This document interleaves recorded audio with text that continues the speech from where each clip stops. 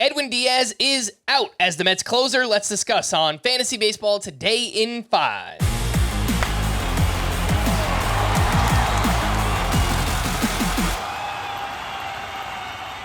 Welcome into FBT in 5 on Monday, May 20th. I am Frank Stampfl, joined by Scott White. And the biggest news of the weekend is that Edwin Diaz had another rough outing and is being shifted to a, quote, fluid role temporarily in the Mets bullpen. It sounds like Adam Ottavino and Reed Garrett could see save opportunities.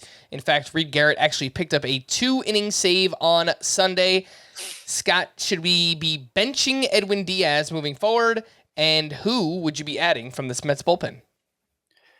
Yeah, I think it's fine to bench Edwin Diaz for now until we have more clarity on what fluid means.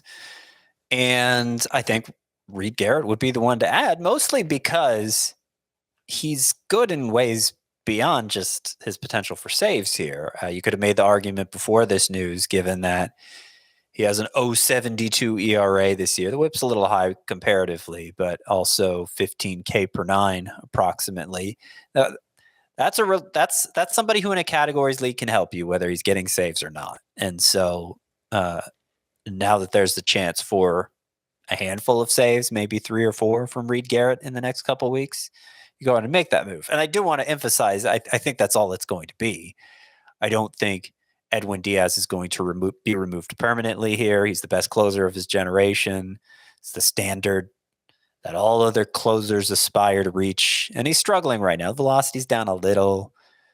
I think they'll get him right. I think they'll do what the Orioles did with Craig Kimbrell, have him work lower leverage situations until everybody's confident that he's back to form, and then they'll reinsert Edwin Diaz in the closer spot. So I don't think this is a long-term issue. All right, let's talk about one of the more exciting waiver wire pitchers from the weekend. That is Alek Manoah, who now has 2 strong starts in a row. Might be turning the corner. He was up against Tampa Bay, where he threw 7 shutout, 1 hit, 1 walk, 7 strikeouts, and the slider in this start looked fantastic. Probably the best I've seen from Alek Manoah in a long time. It's back-to-back 7-inning outings for him. He's 51% rostered, so widely available. And at the Tigers this week, Scott, how much of a priority is it to add Alek Manoah right now? I think it's pretty high. I would say of the pitchers widely available in fantasy, Alek Manoah is the one I want to add most because he followed up on what he said he was going to do in that previous start, which was also very good. And remember, he said in that start that he was just trying to hammer the zone and trust in his defense. He ended up throwing 71% of his pitches for strikes in that start. It was very close in this start, 67% for strikes. Compare that to the 57% in his first start off the IL, or the 61% all of last year in the majors. And it does seem like Manoah's improved with his location here very recently and has gotten great results. The stuff still looks great. He was so bad last year that I'm reluctant to say he's back after only 2 good starts, but you can't wait until you're 100% sure he's back. Now's the time to make a move on Alek Manoah. Would you drop either Tristan McKenzie or Luis Severino to pick up Alek Manoah? I would drop either of those guys. Neither one of them I'm particularly confident in. Too many walks for both Severino and Tristan McKenzie.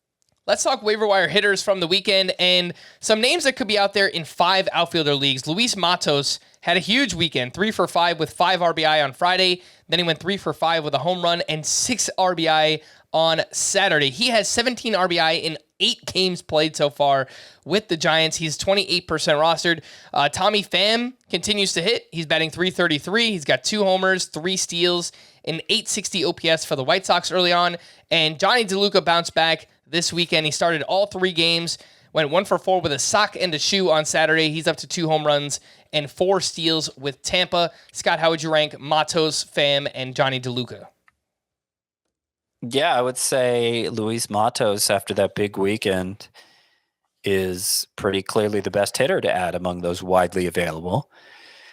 And I have, there are drawbacks here with Matos. He doesn't hit the ball especially hard, but he does everything else well for a hitter. He's struck out once in 8 games since returning to the majors this year, and he had less than a 10% strikeout rate at AAA.